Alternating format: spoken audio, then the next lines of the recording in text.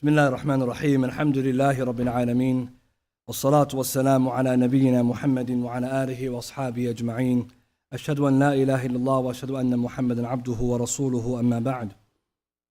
Today's lecture, inshallah, I'll be focusing on the title of Capitalism versus Islamic Economics. And this is a big topic, to be truthful, and topic probably I won't be able to cover in its details in just an hour or so. So what we'll try to do, inshallah ta'ala, is focus mainly on what is Islamic economics, what is the difference between Islamic economics and capitalism, and some of the ideas our scholars have given us or mentioned to us from the Quran and Sunnah about how economics in Islam, wealth generation, distribution works. And so when we use the term economics, we have to first have a definition. So when someone hears the word economics or economics, it's a social science that focuses on production, distribution, consumption of goods and services, and also analyzing the choices of individuals and businesses. In other words, what is being produced, what is being consumed, by who, by which organizations, the government's role, the individual's role, the market, how does it work, etc. And the truth be told, when we use the term economics, if someone said Islamic economics, what does that mean then? Some of our scholars try to define it, saying that it is the legal rulings and rules that regulate earning and spending money and also the aspects of development. Right? So Islamic economics could be defined as the legal rulings and principles that regulate earning and spending money and the aspects of its development. Now, before getting into the subject matter, we should know Islamic economics is connected to fiqh al-buyu', the fiqh or the jurisprudence of transactions. And the fiqh of transactions in Islam is a challenging subject. So if right now when we start talking about many ideas, I'm sure many of us are going to have to listen a second time because economics has a reputation of being difficult. And the proof for this is the fact that Imam Ibn Abdul rahimahullah, the great Imam, he writes, he died 463 Hijri, he writes, the knowledge of transactions is the knowledge of the khawas, the specialists. It's not the knowledge of the lay people. Kitab al-Tamheed, volume 6, page 285. The knowledge of buyu' transactions, he says the ilm of the khawas, the specific, specialized people. Because there's so much rulings that are dependent not just on adillah, but what we call ta'lilat, rational and causative explanations.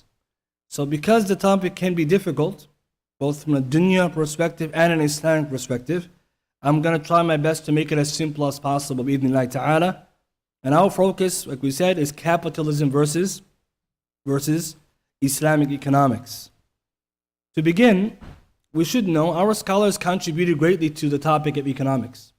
Some will be surprised when they look at the Quran and Sunnah or they look at the Islamic tradition. You'll find scholars who are more noted or more recognized for their contributions in fiqh or aqidah or Arabic language or tafsir or hadith. But when you look at their work, you also see they commented on what we call today economics, well before many of the neoclassical economics or economists actually have commented.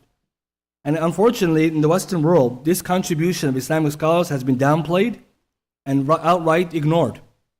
And one of the authors in the past, one of the famous writers of this topic, he tried to ignore Islamic contribution by pretty much not even mentioning it. And this was later developed in what was called the Great Gap, right? An idea that between the early Greeks, 500 years of absence, and then suddenly the Enlightenment theorists started talking about economics. So many contemporary Muslim and non-Muslim writers have actually challenged this, saying that Muslims were actually filling that gap well before today's modern economics. And to give you examples of what Muslims were writing about, some of our scholars were talking about property rights, division of labor and specialization, the importance of saving and investments, the role of demand and supply, the price fixing, etc. And that's why one Islamic scholar, right, he's a Western scholar, like Orientalist kind of, or academic, he's a Muslim though, he wrote a book called Contribution to Islamic Economic Theory, a study in social economics. And he says in there that many of the scholars like Ibn Khaldun, Shaykh al-Islam ibn Taymiyyah, Imam al-Ghazali, and others in the 16th to 18th centuries, and those afterwards. And he mentions examples like Shah Waliullah Dahlawi, Al-Shatibi, they contributed to Islamic economics with ideas that came before Adam Smith, right? Before, because Adam Smith is considered the founder of modern economics. So as we'll see later, some of the ideas that Muslims presented were ignored, only recently discovered and found to be actually preceding, right, the ideas of Adam Smith. And we'll get to some examples specifically from Imam Ibn Khaldun or Shaykh Islam Taymiyyah, etc. What did they contribute exactly? So this is something that Muslims should know and we should actually have confidence in. Because when we say Islamic economics, someone may think that what's happening is that Muslims today are trying to take the Western capitalistic tradition and just trying to Islamicize it. And that's not true. Before getting into the difference between economics, Islamic economics, and capitalism, we have to know what an economic system is. In the past, there were many economic systems that existed as ways that societies organize themselves. And when we say an economic system, we're talking about a way to solve the central problems of production, consumption, and distribution. So an economic system is a method that a society has come with to solve the idea of what to produce, how to produce it, for whom to produce, and later how to distribute. So in the past, what to produce, how to produce, for whom to produce, and also how to distribute these goods. In the past, you could say way back, people used what was called traditional economic systems. And traditional economic systems would be, I believe, what people today in their heads consider hunter and gatherer societies, or maybe nomadic societies, where people have shelter, their biggest concern is food and security. There's no sophistication. Maybe they don't have any currency exchange. They make it very simple. So we're long gone from traditional economic systems. But then there's pretty much two, or three actually, major economic systems in the world today. Number one, what we call command economic systems, also called socialism, called a command economic system. And the opposite of that is a market economic system, what we like to call capitalism. And we're going to see the difference between them. And the last one is a merger of both, called a mixed economy, where you have some aspects of capitalism, some aspects of socialism. Now, before talking about Islamic economics, brothers and sisters, we have to know these two major systems in the middle. Because Islamic economics is neither capitalist, neither socialist, nor mixed. If you were to say that it's mixed in the sense that it's closer resembling that would not be far from the truth. But Islamic economics is independent of all these systems, as we'll see, and I'll prove. So command economy is when the government is in control, they're the authority, they make the commands of what to produce, how to distribute, and for whom to distribute to. In a market economy, capitalist society, it's the people who decide what to produce based on their whims and desires, or supply and demand. They're the ones who also decide what prices to buy at. They're the ones who also decide, for example, what to distribute, and the government plays a limited role in that. Mixed economy will take both concepts and try to merge them in the middle. So now that we know there's three major systems in the world today, we find all countries in the world are either command, market, or mixed. Muslims and Islamic economics is very distinct and unique. There are qualities within Islamic economics that resemble capitalism. There are qualities in Islamic economics that resemble socialism, but it's neither, nor can it be described as either. You cannot say Islamic economics is capitalistic. You can say it shares some elements, and I'm going to explain where those alignments are and where the differences are. When we use the word capitalism, some people make it confused and say, well, what is capitalism? So a simple definition, capitalism is the economic system in which private owners or private actors own and control property. And with this, they also have their own interests, and they go to get their interests met through the market. And the market is designed through supply and demand. So essentially, you could say capitalism is private ownership of property and the free will to use that property as you wish. Now, of course, when we look at capitalism, it's not all one type. I'm sure many of us who studied, many of us are familiar with the different types of capitalism. But capitalism is different than command or socialism in the sense that capitalism, the individual has the right to private ownership of property, and they can spend it and use it as they wish. In socialism, it's the opposite, and the government is the one who has the control over all property, And then they're the ones who distribute it amongst the individuals based on their understanding of social well-being and social welfare. So now that we know a little bit of difference between these two, somebody may say, well, give us a little bit more examples, so I'll just mention a few more. In capitalist societies, ownership is private. There is some state ownership and public, but it's limited. Prices are determined by the market, not the government. That's in capitalism. The motivation in capitalism is profit. In social economics or social economies, it's all about welfare. What's good for everybody, not necessarily what's profiting.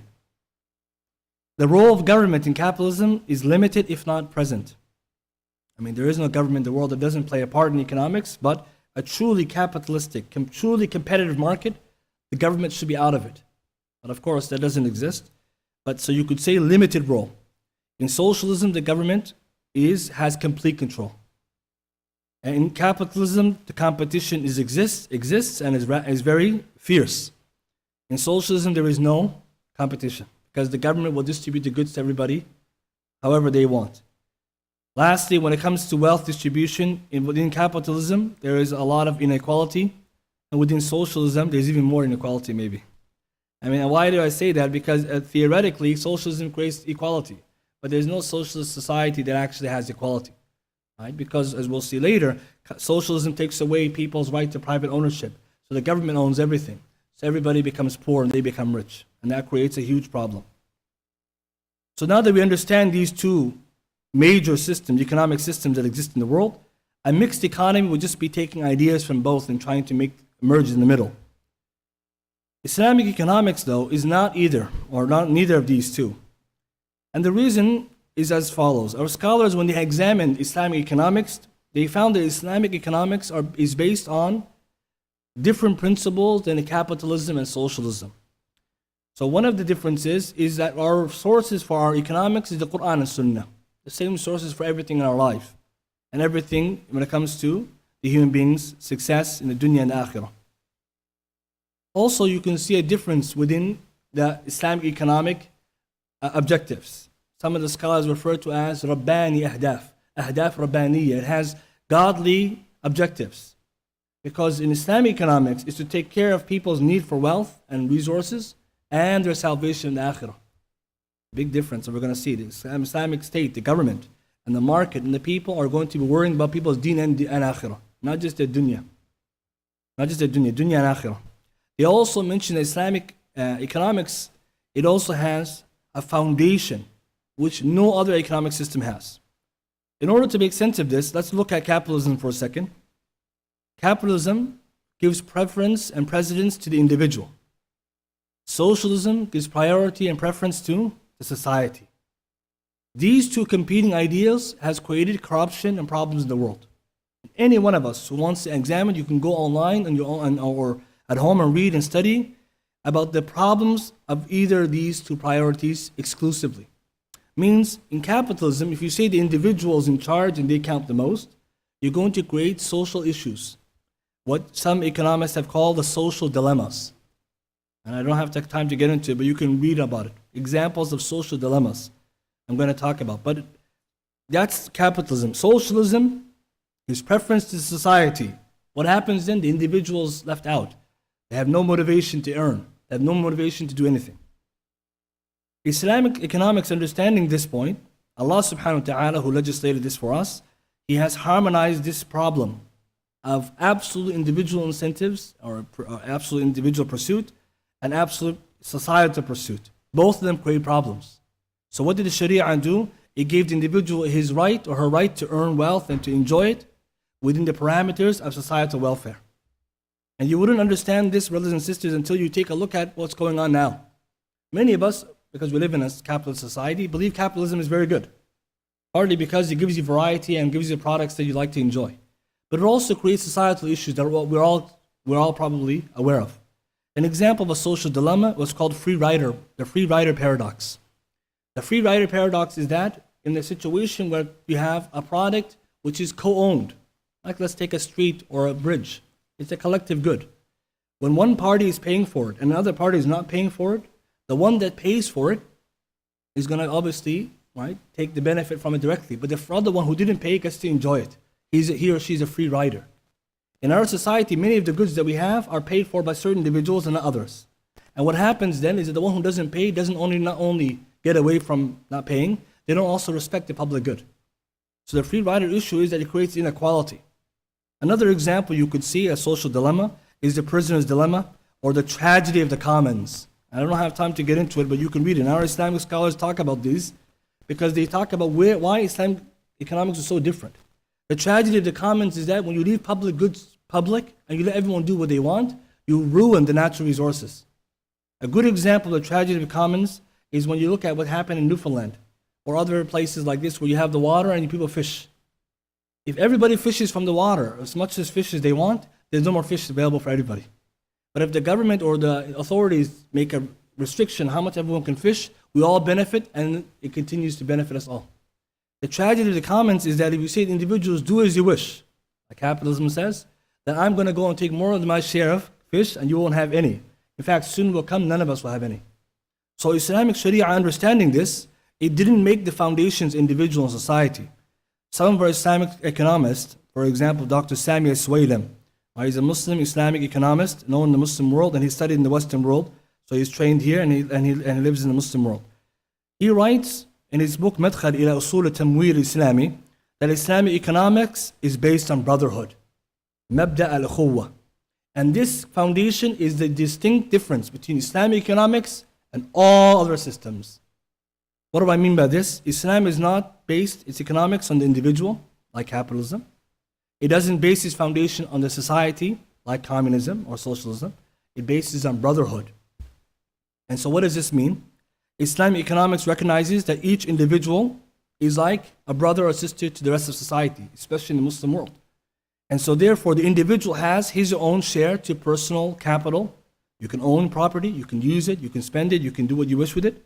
But you also have huquq on your fellow brethren. You have rights over your brethren and your brothers and sisters, and they have economic rights over you to help them. It could be, for example, helping the poor and needy, etc. If this system, through this system, the foundation of brotherhood helps a person on one hand enjoy their freedom to earn and spend without forgetting the need for the others. But it doesn't make the priority only society or the individual. However, when there's a conflict between individual rights and collective rights, and this is important, brothers and sisters, when there's a difference between individual rights and collective rights, Islamic economics gives the rights to the collective. The brotherhood comes over the individual. إِنَّمَا الْمُؤْمِنُونَ إِخْوَةً. The believers are brothers. And I'm going to give you an example of this. And how does that happen? The Islamic brotherhood means that you can't, for example, make profit and wealth at the expense of everyone else who's poor and needy. We must give them something to ensure that they also have a share of the pie. And examples of that would be ta'awun, cooperation in giving zakat and sadaqah, wa takaful. Takaful is Islamic insurance, cooperative insurance. So Islamic system therefore says every individual has a right to earn and spend their wealth as they wish, but never at the expense of the fact that no one else amongst the brothers in the community has that right or has that privilege. It means even the rich have rights that they have to give to the poor, but the poor also have the right to earn to become like the rich. Each of them has their rights. At the end though, in cases where an individual is profiting at the expense of his brother, that would be haram transaction. And the case where the brotherhood or the brothers or the society is not profiting or not earning, then it's going to be an expense to everybody. It means you can't have a system where only people are waiting for certain individuals to pay. Everyone has to work. And the proof for this idea that there is a brotherhood foundation in Islamic economics is the hadith we all know.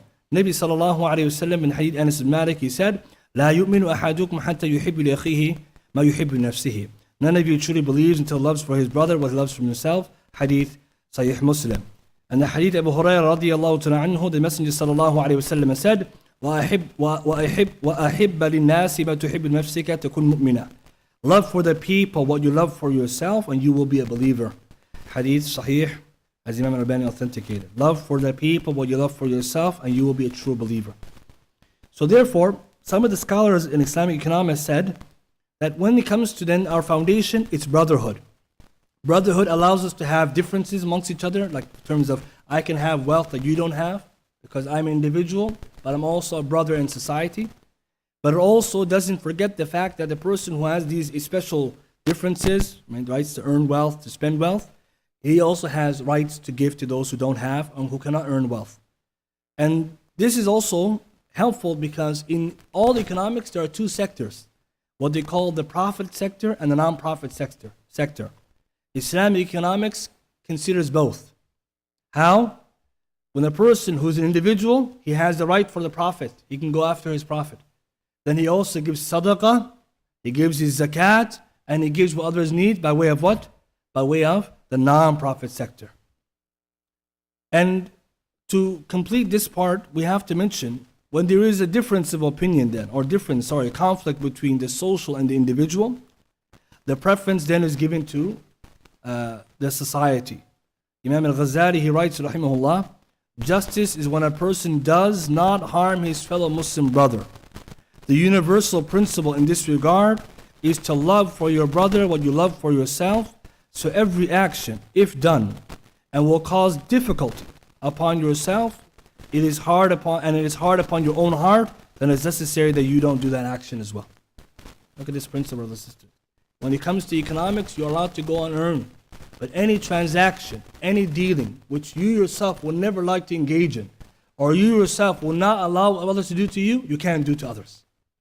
This is significantly different than capitalism, in which we can earn money however we wish at the expense of whoever we wish, provided it's not illegal. But in Islam, even if something is not illegal necessarily by law, if it's against the faith, the deen, or is not good mu'amala, interactions, it's not allowed to be done. At the same time, nobody says in Islamic economics that people are going to expect handouts from everybody. Because the government's job is to deal with those who need. Everyone must go after his own wealth. Al-yadu ulya khayru min yadi sufla. The upper hand is better than the lower hand, and the upper hand is one that gives. So Islam incentivizes everyone to work. It doesn't say sit back and wait for your brethren to feed you. Because Nabi sallallahu alaihi wasallam, when he said this hadith, he knew there are some people who could not, in their circumstances, be from the upper hand. So it's allowed to be in the lower hand. But it's not like socialism, where everyone is the lower hand, and there's no upper hand except for the government. Are you following me? Shaykh al-Islam ibn Taymiyyah, he went even further than this, and he criticized some of the other Islamic groups like the Ahlul Tasawwuf, the Sufiya, who believed that earning wealth and money was considered negative. And he said, no, earning money and wealth is considered Islamic and better, because you don't only get to benefit your own self, you get to help others. So Islam encourages us to go and gain money. In fact, Shaykh al-Islam believed it's better for you to. And I'm saying that because if some people might imagine Islamic economics to be a welfare system, and Shaykh al-Islam to me actually writes about this, it's not a welfare system, but it does have its share of welfare, as I'll get to later. So in summary of this point, I'm going to mention to you a hadith that amazingly summarizes the interactions between the individual and society. And brothers and sisters, pay attention. If you go home and you research about economics, you notice the troubles that come when we have individual rights and societal rights. It's not easy to balance. There's a beautiful hadith Nu'man bin Bashir who reported, radiyallahu ta'ala anhu, that the Messenger sallallahu alayhi wa sallam said, مثل القائم على حدود الله والواقع فيها كمثل قوم استهموا على سفينة. He says the example of a person who is abiding by Allah's order, and following his restrictions, in comparison to one who violates them, is like the example of a people who have taken or drawn lots in a boat. So what happens is that some of them got seats in the upper deck and some in the lower. When the people in the lower deck need water, they have to go up to the upper deck. But one of them says, why bother those in the upper deck? Let us put a hole in the lower deck and we can get the water easily. But when he does this, obviously he's going to lead the ship to sink. So Nabi sallallahu alaihi wasallam says, so if the people on the upper deck allow that person to go and do as they wish, all of the people in the ship will be destroyed. But if they prevent them, all of them will be saved. This hadith, some Islamic economics, they use this as proof to show the harmonizing between the individual and society. You see, capitalism, brothers and sisters, there's no such thing as the idea of individual takes a backseat to society. In fact, most of what we see today in the news is individuals complaining of the government overextending its reach by way of taxation or whatever else you can think of. Some also teaches us that there's no idea of everyone in a ship, and there's nobody who's going to help steer or lead the ship forward. So Islamic economics, Dr. Sami Sulaymaan, he says on this hadith, he uses hadith This hadith shows that the society is a ship. It has boundaries which must be guarded, and within these boundaries, every person has a great margin of individual freedom. However, the individual freedom may conflict with the collective benefit within these boundaries. Example, the man who tried to get the water, he wanted to poke the hole. That's individual right over the collective good. So in this situation, if the individual exercises his rights of individualism, he's going to obviously harm the society. So the legislation of Islam has come to clarify what the boundaries are, which is possible for individual to benefit, and how to prevent colliding with the collective benefit. So this is a central foundation of Islamic economics, such as the obligation of zakat, the prohibition of riba, usury, and gambling. Take a look, brothers and sisters. If the individual is in the ship, decides to do whatever he wishes, the ship will sink. If the individual in the ship doesn't do anything, like for example, nobody does anything, the ship won't move. There's no captain. If everyone on the ship does what is good for them, but in consideration what's good for others, but when there's a conflict that gives consideration to everyone, then the ship will sail smoothly.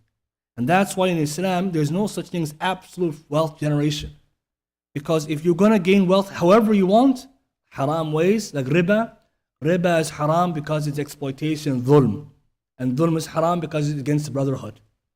Also, you have to give zakat and sadaqah. Why? Because your brothers have rights on you. So even though you have and they don't have, Islam didn't say you can only have, because if they don't have, that's not true faith. So you see how Islam balances this. So it's not like socialism, it's not like capitalism, it's very unique. And this is something which, as Muslims, we should be proud of, because this is our system well before what we learned today about the neoclassical or neoliberal economics that we are familiar with today. With that being said now, what are the differences between capitalism and Islamic economics in detail? Yani, what are the major headings? And this is what I want to focus on for the remainder of this discussion. What is the major differences? So we said already one difference is the foundation. Islamic economics is founded on what? Brotherhood. Capitalism is founded on individualism.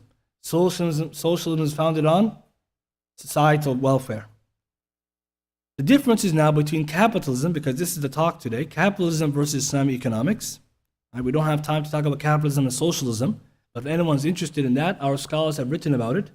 Sheikh Ibn Uthaymeen, Sheikh Muqbil, rahimahullah, many others. They've written books against socialism because there was a time in Islamic history where Muslims were gravitating to communism. I'm sure many of us are familiar of that era, right? In the early, right? You want to say late 50s, 40s, all the way down to 70s, 80s, 90s. Some Muslim societies were going towards communism, thinking that is the way. And it's absolutely un-Islamic, because communism doesn't even have the foundation of belief in God. So not only is it un-Islamic, it also doesn't believe in the Sharia. So that was a mistake. So scholars have already responded to why Islam is not socialism. But what are the differences between capitalism and Islam? So capitalism, what is it based on? Here are some of the major headings of capitalism. You could say the arkan, the pillars of capitalism. Number one, private property. And all of us, we know that you own things. You have the right to own it. It's yours. You keep it. You give it to whom you want. You inherit it to others. Number two, self-interest. And this means then everyone in a capitalist society is looking after their own interest. Adam Smith, the father of modern economics, he said essentially when you pursue your self-interest and everyone else does, suddenly we're able to buy and sell because we're going to meet in the middle. Somehow he called it by the invisible hand. And we're gonna respond to that. Is it an invisible hand? This is the belief as a Muslim? But he said self-interest drives the economy. Number three, competition. Competition maximizes society's production. No competition, no new goods. So all of us here, brothers, the reason why we like capitalism, we get new products, new shoes, new phones, new cars. In socialism, there's no such thing. There's no competition. The government produces what they think is good for us. Hence, go to Cuba, communist society or social society, there's no toasters. In fact, you go to the store, there's nothing you can buy. You're not supposed to buy. The government will give you a stipend, enough food for the day, for the houses, for the years. So people over there are not incentivized to compete. Here it's competition. Number four, market mechanism. And the market mechanism means prices are decided by the decentralized manner. Not the government, supply and demand. People decide what's a good price. And we're going to talk about that specifically because Shaykh Islam ibn Taymiyyah He's the first scholar, you could say, in history of economics or history even before Adam Smith. He actually believed in supply and demand before anyone. And recently it's been documented by Western academics that Ibn Taymiyyah proceeded, as well as Ibn Khaldun, he proceeded in Adam Smith and others in the concept of supply and demand. It's important to know this, brothers and sisters, because many times we think our scholars are sitting teaching wudu and tahara. This is what many of us believe our ulama do with their free time. They study everything but the deen, and they think about the deen deeply, and they came up with ideas about what the sharia is telling us, nothing else. So it's very interesting. I'm going to comment about that. Number 5, freedom to do whatever you wish with your products or your property. So you're free to consume, produce, and invest.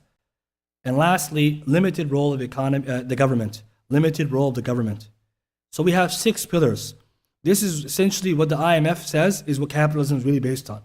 Private property, self-interest, competition, market mechanism means people decide prices based on the supply and demand, freedom to do what you wish of consuming, producing, and investing, and lastly, limited role of the government. So how does Islamic economics measure up against those 6? So you could see some of them are Islamic, some of them are not Islamic. So some of our Islamic scholars and experts in Islamic economics, they said in summary, there are 3 pillars that are unique to Islamic economics that no other system has. So if capitalism has 6, Islamic economics has 6, it has 3 unique ones. And so what I mean by this is that we don't deny, for example, private property. But if you said, what are the special qualities of Islamic economics? Then here we go. 3 of them. Number 1, property has dual ownership. What does this mean? I'm going to explain. Property has dual ownership. Allah owns all property, and we as humans have been trusted with that property. There's dual ownership. It's a very important principle, brothers and sisters, because it will explain why we have ahkam al-sharia, of halal and haram business. Dual ownership of property. At the same time, connected to this, properties of 2 types, public and private. Okay, so in capitalism, private property. What about public property? It exists. But truth be told, public property sometimes is private property of the government. I mean, you know, America, it's not actually a capitalist society, it's a mixed economy. Because there's no such thing as absolute capitalist society, it doesn't work. But you could say in capitalism, private property is the best. Public property is very limited, and when it does exist, you can call it private property of the government or corporations. Islam, we believe in public property. Number 2, collective insurance, security, and welfare. In Islam, we believe in takaful, collective insurance, and welfare and security. That the fact that people are being looked after and people are being protected. Today, you can summarize this by calling it welfare. Social welfare. If you want to use that term, that's okay. And number 3, Islamic economics is separate from all other systems because it believes in the pillar of restricted freedom. Restricted freedom. What do I mean by this? You're not allowed to spend your money however you want. You must spend your money however Allah allowed you to spend it. So you have a room to spend, but you can't break it. And we're going to talk about where does that come from. Whereas in capitalism, you spend your money however you want. Bil halal wal haram. And if you want to burn your money, it's up to you. The Sharia, you can't do that, as we'll see. So brothers, we'll summarize quickly. 3, dual ownership of property. Property is public and private. Allah owns everything, and He entrusts us with property as well. Number 2, Islamic economics is founded on the pillar of collective insurance or social welfare. And number 3, restricted freedom. Restricted freedom. Now let's look in one by one. And this is important, brothers and sisters, because once you understand this, it will explain a lot of things that maybe you didn't understand about fiqh al-buyu'. So dual ownership of property. Allah says in the Quran, to Him belongs all that's in the heavens and earth, and all that is under everything in the heavens, and all that is in the earth, and all that is between it, and all that is under the soil. Surah Taha, ayah 6. And Allah repeats this ayah in many places in the Quran. وَلِلَّهِ مَا فِي السَّمَاوَاتِ وَمَا فِي الْأَرْضِ. Allah owns everything. Allah huwa al-Malik. And from Tawheed al-Rububiyyah, Ifrad Allah subhanahu wa ta'ala fi mulki. And all of us who are studying, look at the Tawheed coming here. Tawheed of Allah's Lordship is Allah owns everything. Allah is the owner of everything. He is the king of all things. But Allah, He gave us things that we can be kings over or have control over. Point number 2, Allah gave human beings property as a trust. Allah says in Surah Hadid, chapter 57, verse 7, believe in Allah and His Messenger and spend of that which we have given you as trustees. Brothers and sisters, very important. The money you have belongs to Allah. Allah owns everything. But He let you keep it, to spend it as long as you're alive, fil halal. If you don't know this point, then you're going to think that money is all yours. And what Allah keeps telling us, everything belongs to Allah, including us. We belong to Allah too. But Allah gave it to us. And what's the proof as well? Surah An-Nur, ayah 33. And give them, Allah says, give the poor and needy something from your wealth which Allah has bestowed upon you. Mimma atahullah, or mimma atahumullah, but Allah has given you. Which means that Allah entrusted us with wealth, it belongs to Him. When He entrusted us with the wealth, you can do what you want with it, fil halal. But you're not allowed to forget that Allah owns everything. If you understand this point, now we know properties of two types. All right, so let's go further now. Property can be divided into two types. Number one, private property. That's the individual property we all have in our possession now. Your car, your house, your money, all this stuff. We call it individual or private property. In this type of property, you can do whatever you wish with it within the boundaries of Sharia. Number two, Islam believes in public property. And public property divides into further two. Public property is divided into two. One type of public property is called social property or collective property. Like partnerships. Me and you maybe own a house together. That's collective property. Maybe 10 of us, we own a land. Maybe we have an organization. That's collective property. There's huquq in Islam, right? How you deal with that when you become a partner. But then there's another one which is more interesting to us, which is state property. Islam allows the government to have rights to property. It's called state property. And state property means property the government owns, administers, uses for whose benefit? Everybody. Right? Everybody's benefit, not theirs. So state property is unique because in today's society, capitalists were forced, pay attention, were forced to acknowledge state property because when we have a true capitalist society, the poor will die away because they'll just be out of the market. They can't afford the products, they can't afford the means to production, they can't take care of themselves, so they just die away. So knowing this cruelty, the governments were forced to develop social welfare systems. Canada, we have much more than America. America is considered probably the most capitalistic society. They're closer to what's called a corporate economic or corporate capitalist society. Individuals have money and wealth, and they can do what they wish, and the corporations are the second biggest. The governments work through the corporations, or their own corporations, but then they realize people are poor and needy. So they were forced to come up with things like food stamps and fuel, what they call economic insurance. Canada, we have this too, but we have more, because we're more closely related to welfare states like Eastern Europe or Scandinavian countries. So everyone knows the proof for private property. Where is the proof for state property? Because some Muslims, they feel that the governments are not allowed to have property. There are some Muslims who believe there's no such thing as government having property. Okay, we're going to start off with the idea of collective property. Hadith, with Sahih Sunan Abi Dawud, 3477. Nabi sallallahu alayhi wa sallam reported, as one Sahabi, he said, in more than 3 different battles, I heard the Prophet ﷺ say, Muslims share or have a common share in 3 things: grass, water, and fire. Muslims have common share in 3 things. وفي الرواية الناس الشركاء. People are considered owners collectively over 3 things. And when we say owners, it doesn't mean you own it. It means you're allowed to use it. I'm going to explain this. الناس, people are participants in 3 things: grass, water, and fire. This hadith, what does it mean? It means if there is land out there that nobody owns, no one has cultivated, no one's put a fence around, no one has it, people have the right to use that freely. For example, the water sources. You can go and drink water from it. Hypothetically, you can go and fish from it. Hypothetically, you can go and you can take what you need from it. People have all that right. But when someone owns it, for example, someone came and let's say, this is Islamic though, maybe not in this country, but in Islamic country, you find some land nobody owns, you put a fence around it, it's yours. Of course, someone will say that'd be amazing, right? But Islamically, there's rules behind it. But let's say no one owned it. You take it, you cultivate it, it's yours. But when it comes to other natural resources and environment, everyone owns it. And it can not owns it in the sense that you have power over it, but you have freedom to use it. Ulama explain, it doesn't mean that you physically own it. And you don't have haqq to it. It means you have the right to use it so long as it's available to everybody. And you're not supposed to monopolize those resources. So if someone does own it, he needs to consider also other people's rights.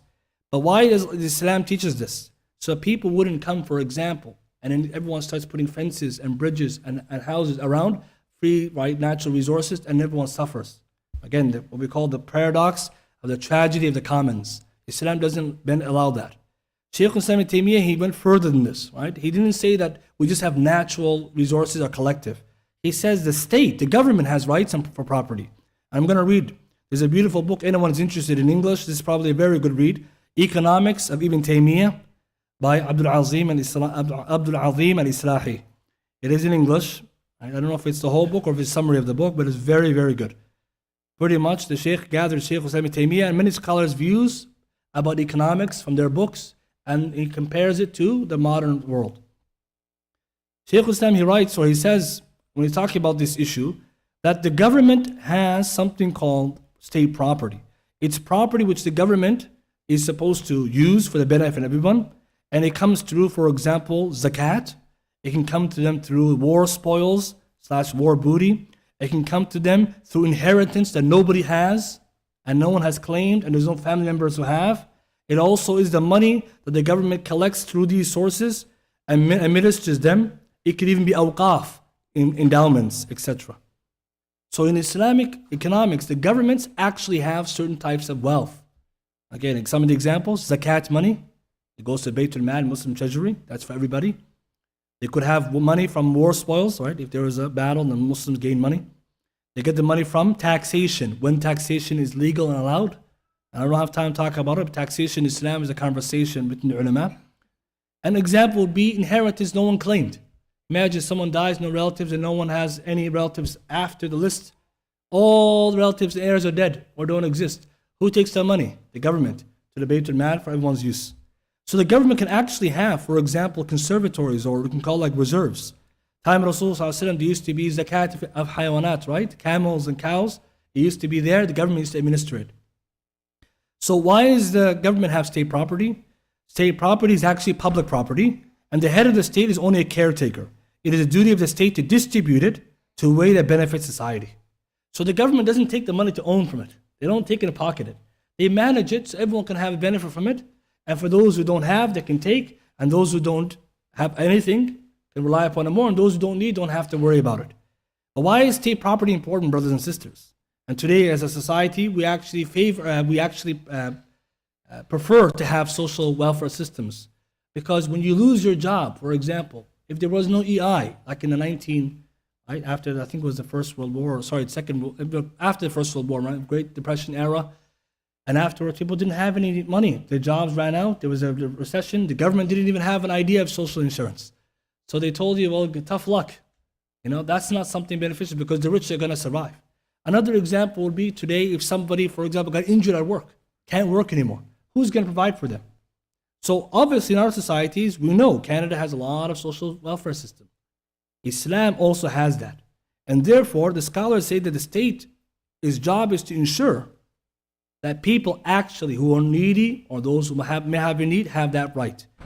To go further now, capitalism doesn't actually believe in public property, although we said recently mixed economies acknowledge it, but they may also have a society where private property is owned by the government and the government looks after their best interest and maybe a little bit of the others. Think, for example, Canada versus America. Canada, we have all these systems. Of course, everybody's paying for. But in America, they have limited systems. Why? Because they believe everyone has to go after their own private property. The government will give you a little, but not very much. So capitalism puts too much preference on the individual. But what about socialism? I'm sure many of us probably read Karl Marx, what he said many, many years ago, in actually 1875, from each according to his ability, to each according to his needs. And so when we're in school, we're all often taught Marxism, and it's like something good. Marxism is terrible because it says from each according to his ability, but each according to his needs. What does this mean? I'll give you an example or a summary of it. If everybody does what he or she can, but everyone's rewarded based on what their need, you create a problem. Socialism has never been successful because it created more poverty and de-incentivized the producers. I'll give you now the summary. And some ulama criticized it too. The summary is that if you have a society of high achievers, let's say a classroom, lots of good students who get high marks. The high marks they achieve is their benefit. But let's assume that after every test, the person has a high mark, then you're going to take some of his marks and give it to the weak students, because you got to give everyone what they need. The guy who got 50 takes 20% of your marks. Now he passed, he got 75, you got 75. Everybody is not happy, except the one who's a high achiever has been de-incentivized from working hard. Because when he achieves more, he gives to those who need. So each to his ability, but then each is not rewarded according to their ability, unfortunately. So the conclusion is the high achievers are de-incentivized to work hard. The low achievers, knowing that someone's going to work on your behalf, don't do any work at all. Because if you know you're going to get 75 because someone else's hard work, why would you as a bad student study? And pay attention. You go now to Cuba, brothers and sisters. Nobody works because the average income for Cuba per day, you get $2 a day. That's it. Doesn't matter what you work as. Doctor, mechanic, anchor, just $2. So everyone's going to not work because you're still going to get the same amount of money. The doctor is going to be the worst doctor, and the worker is going to be the most lazy worker. He still gets paid. So you get a society where they de-incentivize the hard workers. You've also made the low achievers and those who are not going to earn much not do anything because they're always going to be taken care of.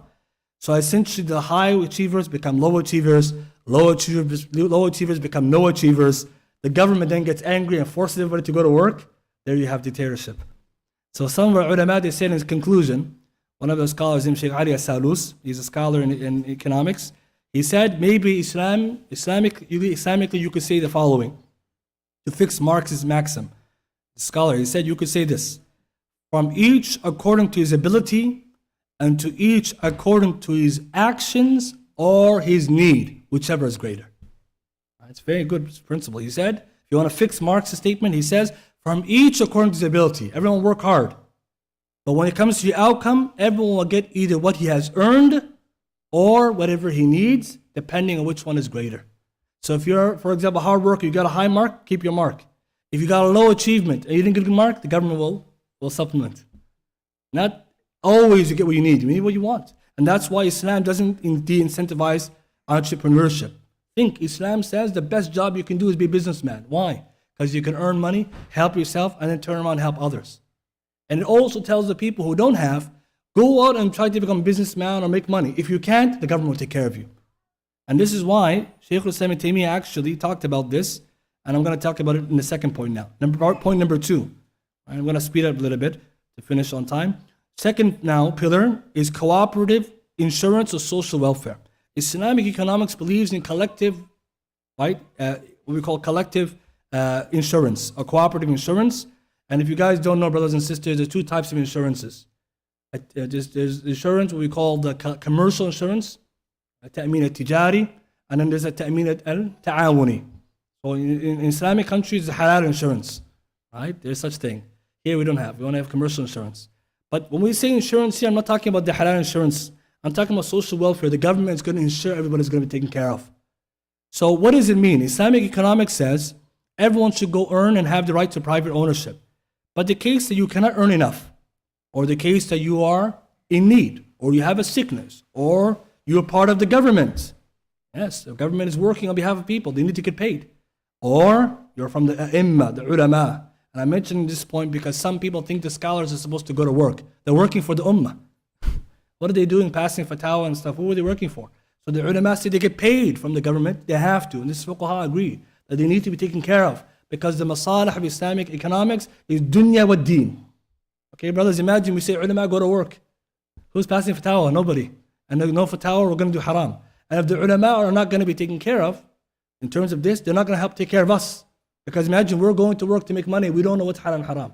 So the scholar said that at the end of the day, Islamic economics takes care of whoever needs to be taken care of. And what's the proof? Take this hadith. Sahih Sunan Abi Dawud 2495. قال عليه الصلاة والسلام. Hadith al-Mustawrid al-Shaddad, Ibn Shaddad. قال عليه الصلاة والسلام. He who acts as an employee for us must get a wife. Okay guys, pay attention. He who works for the government, he must get a wife. What does this mean? If you can't afford to get married, the government will help you. And if he doesn't have a servant or maid at home, he must get it from the government. And if he doesn't have a house, he gets it from the government. And then Abu Bakr, when he heard this hadith, and they told him, Rasulullah said this, and he narrated the hadith to the Sahabi to him as well. And then it said, whoever takes anything else is considered a thief. Means if someone works for the government and he's stealing more than what this is ghulul, right? Stolen goods. What does this hadith mean? Right? Commentators of the hadith like Mura Ali Qari and others, he says it means that whoever is hired by the government, like a government official or someone who's taking a position for the public, the government should give him a stipend to take care of his needs, like getting married if he can't afford it, or as a maid if he can't afford it, or a housing if he can't afford it. And if he has enough, then he's allowed to, he doesn't need to take it. But also he's not allowed to take more than that, and he can't take bil-israf, extravagance. Now when we hear this hadith, some of us might be surprised. Nabi Sallallahu Alaihi Wasallam said this. Because the one who's working for the government and sacrificing for the collective good, he needs to ensure his well-being. We also know the hadith Abu Bakr radiallahu anhu, when he got appointed as a Khalifa, he stopped working. Why? So that he can become the Khalifa, and they all agreed that they're going to give him money from the Baytul Mal. But he refused initially, that he's going to go and work because he was always a businessman. And they said, no, we want you there, so we need to pay for your needs. Now someone, when we read this hadith, says, well, that's only for the government, right? How about people like us who don't work for the government? Can the Islamic government take care of us? Scholars say, yes, the government has 3 categories of people they have to look after. And I don't have time to read all the passage, but you go to Mawsu' al-Fiqhiyya Kuwaitiyya, go under volume 22, page 205 to 206. Underneath the chapter of rizq, it says, the imam, the sultan, the amir, he has to take care of 3 people. Category 1, those are muhtajun, those who have nothing, who are needy. They must be taken care of by the way of sadaqah wa zakat. Innama sadaqatul fuqara. Allah says the sadaqah is for the poor and needy. So imagine, in an Islamic society, the poor and needy who have nothing, the government has to take care of them. Just like today when we have welfare systems, it exists in Islam. Because our foundation is what? Coming from brotherhood. And the money is not coming through taxes. It's coming from your zakat. It's coming from your sadaqah. It's coming from the lost inheritance. The problem with welfare systems here, brothers and sisters, is that we complain because we're paying taxes against our will, and we're paying zakat on top of that. And then we're saying, hey, why am I taking care of somebody? I'm already paying too much. And high taxation is considered negative. Imam Ibn Khaldun, who criticized high taxation a long time ago. That's why he's probably the first scholar to talk about economics and politics and society before anyone else. Ibn Khaldun, who died 808 Hijri. Second category of people the government has to look after is the actual government officials, right? The people who are actually government officials. And from them include the ulama and the people who are doing religious duties, because they need to do what's good for the deen. If they don't do it, the arkan of Islam and Iman will not be established. So they must provide for them.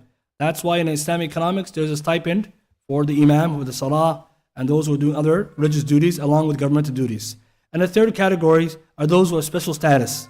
Special status are Ahlul Bayt, those from Bani Hashim. Nabi Sallallahu Alaihi Wasallam told us that they are supposed to be taken care of. They can't collect zakat, so they get it from what they call the khumus and other forms of revenue. So the government has to look after those people. And it's important. Islam takes care of everybody. Why is this important? Collective welfare then is not a bad thing, because each person gets only what he needs. If you don't need, you don't take. But it wouldn't be correct that we say, forget them, and everyone go get it, their own wealth. Because what about your brothers and sisters who are your relatives? Imagine you said, no, everyone for themselves. How about your mother? Would anyone say, no, I'll leave my mother alone, I'm going to work for myself? You're already giving to her from the good of your heart, but also from Islam. And the government says that if someone doesn't have enough for his mother, his father, his whole family, and he's trying, the government will fill for you. And that's the role of the government. Where they get the revenue from is different than how Islamic capitalist societies get the revenue. So for example, Islamic government can't do haram transactions to take care of the community. They can't do that. Point number 3, brothers and sisters, and I'm going to round up with this point, right? And there's a few other things, but I'm trying to add it all together, is the restricted freedom. Islamic economics believes in restricted freedom because, firstly, there's no such thing as absolute freedom. That's a fallacy, that's a fiction. Doesn't exist. But when we say it, we mean that you can't do with your money whatever you want. Because what was the first principle? Money has dual ownership. Allah owns everything, then He entrusts you with it. It's also connected to Tawheed al-Rububiyyah. And pay attention to brothers and sisters. Tawheed al-Rububiyyah teaches Allah is the Malikul Mulk. He is the King of all kings, He owns everything. But also He entrusted you with dominion and kingship and power, and He's going to hold you accountable. You and I can spend our wealth within Allah's legislated laws, because Allah owns everything. He has the right to put the boundaries. Western tradition and capitalism says, earn money however you want, provided it's not illegal. And if illegal is very few things. And even if it's illegal, people still do it as long as they don't get caught. Islam says no. Punishments and also restriction and determinants are there. But why Allah restricted that? Because the money that you can gain through haram goes against the principle of brotherhood. I'll give you an example. Imagine someone says, I'm going to get money, lots of money to riba or gambling. Sounds like a good idea. Lots of money for you. At whose expense? When you gamble, only one person wins, right? So you're abusing your brother, taking his wealth. Or you can go further. You go gamble with someone who doesn't have the best cognitive abilities, or someone who's a child. That's not allowed. Or let's say someone does transactions which are ambiguous. Gharar. You're doing some transaction, no one knows exactly what's going on. That's dhulm. So Islam says no. And even if you said, someone says, I have the right to my wealth, Islamic Sharia tells us you can't even burn your wealth away. Naha Rasul Sallallahu Alaihi Wasallam ida'atul mal. So a good example to connect Tawheed and fiqh. Imagine someone said, I'm going to burn my dollars, my Canadian dollars. I'm not telling you what to do that. I don't know if it's illegal or some next level of crime, but you don't do that anyways. But someone might say, okay, I'll burn it. Why not? It's haram. The Prophet said you can't do that. But someone says, my wealth. Islamic Sharia says, Allah owns it and He entrusted you. You have to follow His law. Therefore, capitalism is not the best system because it encourages absolute wealth generation. Until Shaykh al-Islam Taymiyyah, he writes in Siyasa Shar'iyya, page 253, he says, and a man who is greedy for accumulating wealth without any boundaries, and all he cares about is money, is like Qaadir. That person is like Qaadir. Then he mentioned ayat of Qaadir. In capitalism, aren't we encouraged to be like Qaadir? Go get the bag, get the money, this and that. What is all this messaging? What are they encouraging you? Get the money however you get it. No. Islam says, get the money halal way, spend in halal way, and use it in halal way. And the proof that you're not supposed to just use your money however you want, and you're not allowed to be desirous of money to that level, brothers. We have to be careful. If the money goes to our heart to that level, we're going to end up like the hadith, ta'isa Abdul dinar dirham, wal qatifa wal khamisa. Prophet ﷺ cursed and said, miserable is the servant of the dinar and dirham, and the velvet clothing and the expensive clothing, in particular type of clothing. Why is this person called a slave? Because his only objective, one interpretation, is to get money however he can. That's why Muslims are not capitalists. Okay? We're not, because capitalism is get the money however you can. In fact, brothers and sisters, some of the ulama went further. Shaykh Salih Fawzan, he writes, and this is Aqeedah now, in Kitab Aqeedah the Muslim, page 185 to 187, and it's in English.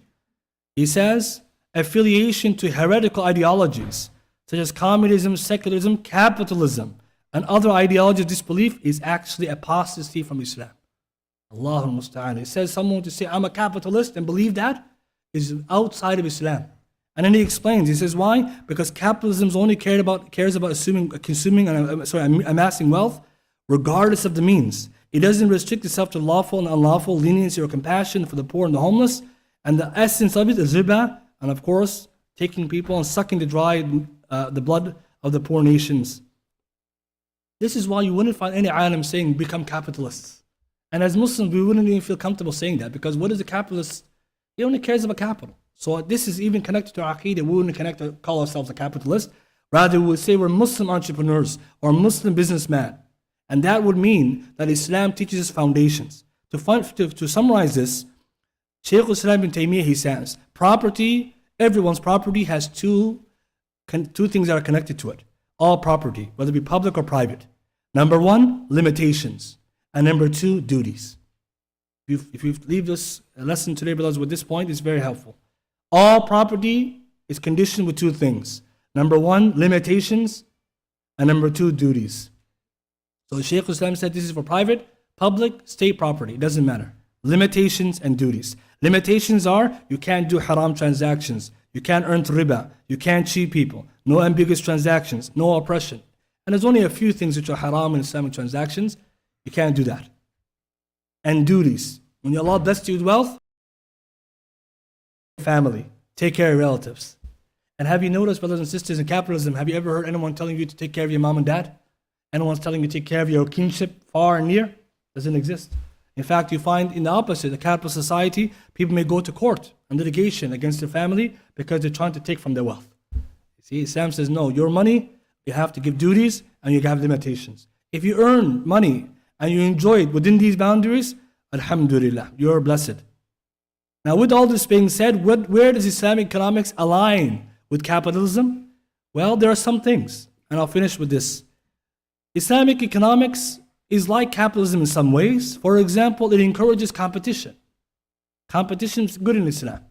I need people going to make new companies, new businesses, entrepreneurship, inventing, right? Innovation is allowed for dunya, not deen. Okay, brother. So it's good to be innovative in the dunya.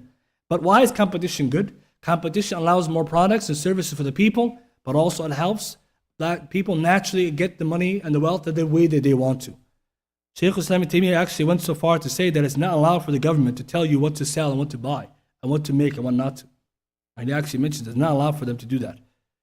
Because even though, I'm going to mention something, he says, Shaykh Islam never used the word competition, but he from his words you can see that he understood competition is something good.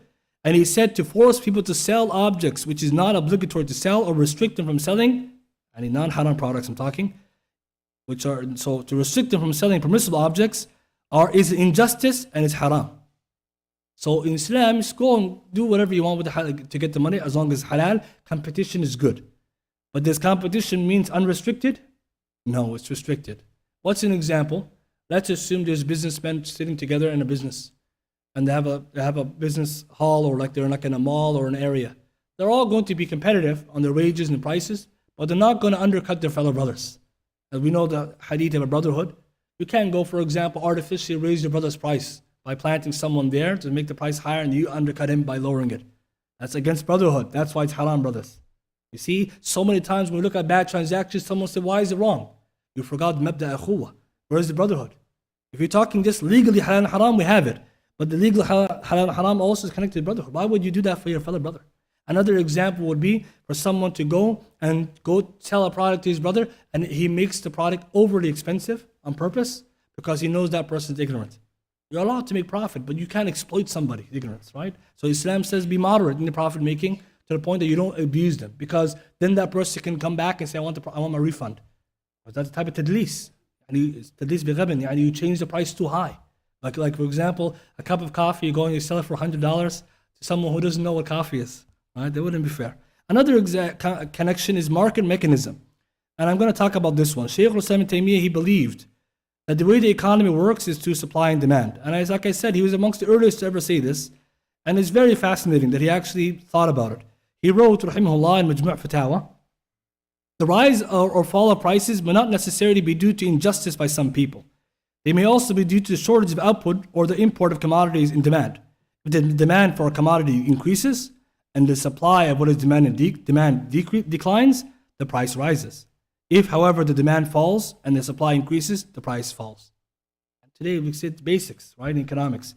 He wrote the Majmu' Fatawa, volume 8, page 523. And so he's well before, right, the neoclassical economists. Before him, there are other scholars like Ibn Khaldun who also mentioned the same thing, and they warned against the idea of price control. And I'm going to get to that in a second. But supply and demand means we're going to buy and sell it based on what we're comfortable with. So at the end, let people earn however they wish. And there's a hadith now. There's a hadith to show us that Islamic markets are typically free markets. With dalil, hadith Sahih Muslim, 1522, and I believe it's also in Bukhari. Nabi sallallahu alayhi wa sallam, he said, Hayy Jabir, لا يبيع حاضر لباد دعوا الناس يرزق الله بعضهم من بعض. Now he said, do not sell, no one who is a townsman should sell to one who is a desert person or a nomad. And the reason why, because the nomad doesn't know the prices, so you have to let him acclimatize to the prices. So you can't just upsell him, he needs to first be aware. Then the Prophet said something interesting. He said, leave the people alone. They will be transacting and providing for one another. What does this mean? When Adam Smith talks about the invisible hand in laissez-faire, right, the free market, it's not an invisible hand. It's the actions of Allah. Allah subhanahu wa ta'ala, He decides the prices by way of us providing for one another. And Shaykh Islam Ibn Taymiyyah actually talked about that. How do you know a price is good? Well, if it's going to be something people are worthy to take and buy, then Allah subhanahu wa ta'ala allowed that. And here's the hadith then, because price control was an issue, scholars debated. Ibn Taymiyyah had a nuanced view. He says allowed in some times and some conditions, haram in other times. And there's a hadith now. And connect these two, brothers. The Prophet ﷺ, they came to him and said, Ya Rasulullah, sa'ir. Right? Yes, afwan. على السعر فسعر لنا. Ya Rasulullah, the prices have gone up, set the prices for us in the market. قال صلى الله عليه وسلم إن الله هو المسعر القابض الباسط الرزاق وإني أرجو, until the end of the hadith. That point I want to take. إن الله هو المسعر. Allah is the price setter. Allah is the one who price sets. He is the one who withholds and He one who gives lavishly. And the hadith Sahih fi Sahih Sunan Abi Dawud 3451. When Allah is al-Musa'ir, how does Allah set prices in the market? So Allah subhanahu wa ta'ala, through His actions, right? Remember Allah subhanahu wa ta'ala, there's nothing comparable to Him, even His actions. From the qadr of Allah al-Kawniyya, universal decree, if Allah subhanahu wa ta'ala wants prices to be met, Ibn Taymiyyah says, for example, if people go to the market and the supply and demand meet, that is what Allah decreed from His universal decree and what He wants. And when the prices don't meet, people are going to have a dispute. Allah didn't decree that. So instead of calling it an invisible hand, right, as He called it, it's Allah subhanahu wa ta'ala who's allowing us to provide for one another. Hence the government shouldn't intervene heavily. Because Ibn Khaldun says when the government is over-involved, it actually skews the market. It creates problems with supply and demand, and people then start hoarding, and people start overselling or underselling, and these kind of things happen. So Islamically, free markets and competition exist, but not absolute free markets, right? For example, if we believe in an economy of a monopoly, is monopoly allowed in Islam? Absolute monopolies? No. And it's conditioned too. Monopolies can be allowed. It depends on what you mean by monopoly. If you mean by someone taking natural resources or necessities and monopolizing, that's haram. But Islam doesn't prevent major corporations from existing. So the fine line is that Islam says a free market, but within boundaries. For example, today we have oligarchies and monopolies. We don't have a free market. So Islamic governments can take a look. Shaykh Islam Ibn Taymiyyah, without going into details of what he wrote, he believed that some of these price fixing can be allowed sometimes when it's dealing with necessities. He says if necessities are being inflated unnecessarily, the government must come in and stop the prices from being inflated. If it's from the daruriyat, the necessities. And it makes sense, brothers and sisters. Today we're complaining about what? We're complaining about housing and food. These are necessities. We're not talking about our jackets and shoes. We're complaining about necessities. But we live in a society where capitalism is very powerful. We don't want the government to go there. But who is saying that really? Or who is really pushing that? The wealthier, not the poor. So price fixing has its discussions. Very interesting. Going further than this, we also see Islamic economics aligns with capitalism in the idea of freedom to consume. You can consume goods which are halal. You can produce goods. You can invest in it. And no one can prevent you from it. When it comes to other issues and arenas, I want to touch a little bit on inflation, although it's too much of a topic to cover in this one lecture. Again, brothers, like I said, this is a complicated topic, a very big one. Inflation is another topic the Islamic scholars have spoken about, written articles about in books. But what is inflation? How do you deal with it? Just a summary of what it is and then how Islamic governments will go about dealing with it. Inflation is when you have an increase, right, in the rates or the cost of goods and services over a period of time. So inflation is sometimes natural. As time progresses, things get more expensive because there are other things that are happening in society. But generally, when the prices of goods are higher than the prices of wages, that's inflation, essentially. Now, there's different models of why inflation occurs. I'm not going to get into that. I'm just going to mention generally, this is a common idea. Inflation is affected by three things. Demand and pull, what they call demand and pull. When demand for goods and services exceeds production, that's the first one. More demand than supply, that's one. Costs will go up. Cost push, when production costs increase. Today we hear everywhere in the news, supply chain issues.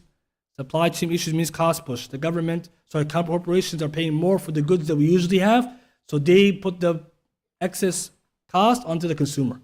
That's called cost push. First one, supply and demand. When there is more demand than there is supply. Number two, the cost push. It costs too much to earn something or make something. So when the prices go up to make it, the price goes up to buy it. And number three, built in. When prices rise, wages rise too. When you raise the minimum wage, you raise the prices. But as you probably read this, brothers, I'm sure some of you who study economics and business know that something is missing here. Right? They're not talking about interest. Right? They're hiding that discussion. And that's because in most mainstream economic theories and models, they don't want to talk about the role of riba in inflation. Low interest. One of the biggest causes for inflation. One of the biggest causes. Therefore, in Islamic society economics, no riba. And therefore, assets are true to cost. Brothers and sisters, if I had time to explain to you how, and we did before a little bit, how riba affects the economy, you'd be surprised. And we also didn't mention another one, the increase of money supply. And so these are some of the things. How do Islamic scholars deal with this, right? Of course, it's salat time, so I'm just going to stop and I apologize for going over. Islamic scholars, they have different methods and discussions about how to solve inflation. Some of those models include, for example, job creation, right? That's obviously, right, to deal with unemployment, you need job creation. You need price fixing, price controls. You need to have, for example, examination of investments of the government and its own investment. You have to take a look at the money supply. Is it being diluted or corrupted, etc. So inshallah, we end with this much. All the questions we'll take, I think, at the end after Fajr's lecture. And I apologize for going with time, but like I said, this is a topic, is very detailed. Hopefully, brothers and sisters benefited. And this topic of Islamic economics, there are many things you could read and study. I would encourage, again, if just one book, if you were to read, there are many books and many things you can read. But I would recommend the book which gathers the opinions of Shaykh Islam ibn Taymiyyah, rahimahullah, amongst other scholars. And it's called The Economic Concepts of Ibn Taymiyyah by Abdul al-Islahi. That book, he gathers basic ideas of economics and what Ibn Taymiyyah and others before and after said, and the Quran and Sunnah. And Allah subhanahu wa ta'ala allow us to benefit. And wa akhiru da'wana alhamdulillah rabbil alameen.